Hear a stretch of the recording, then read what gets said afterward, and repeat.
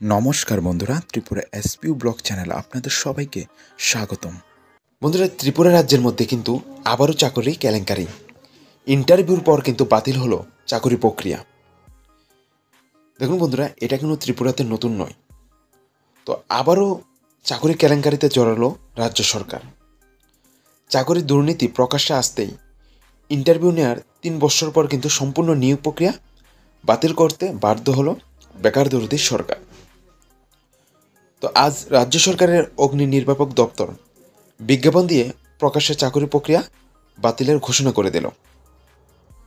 Fireman এবং driver পদে নিয়োগ প্রক্রিয়া বাতিল বিষয়টি প্রকাশ্যে আসতেই রাজ্যব্যাপী বেকারদের ক্ষোভ এবং অসন্তোষ তীব্র থেকে তীব্রতর আকার ধারণ করেছে।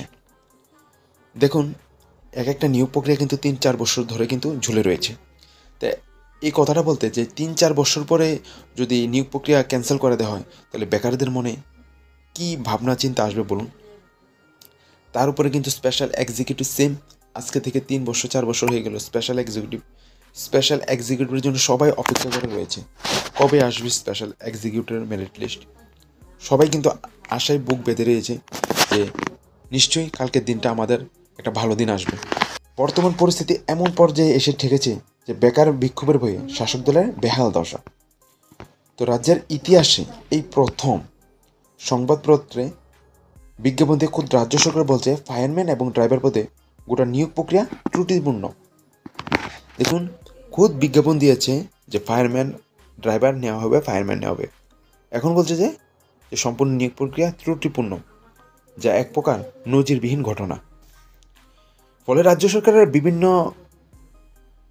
সরকারের বিজ্ঞাপন থেকে একটি বিষয় স্পষ্ট: অগ্নি নির্বাপক দপ্তরের অধীনে ফায়ারম্যান এবং ড্রাইভার পদের নিয়োগে সর্বোচ্চ পর্যায়ের কেলেঙ্কারি হয়েছে।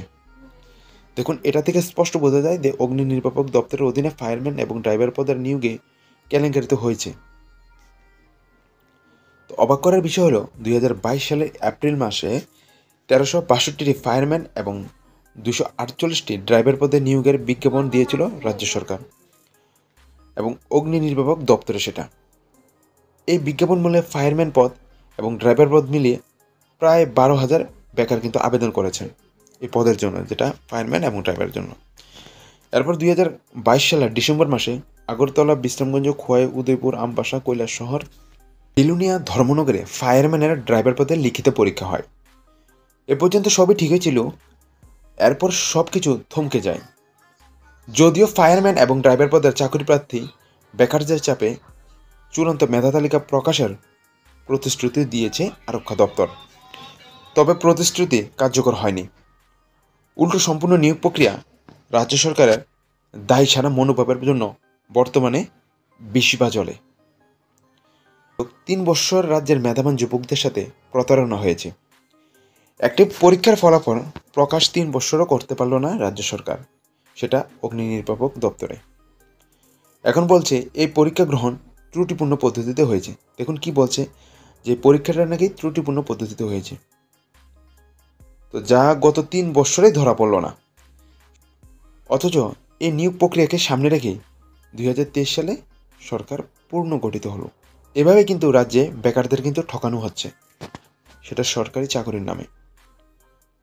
প্রথমে চাকরির শূন্যপদ সৃষ্টি, তারপর বিজ্ঞাপন, তারপর কিন্তু মহাগড়ে সাংবাদিক সম্মেলন হয়, সেটা আপনারা দেখেন।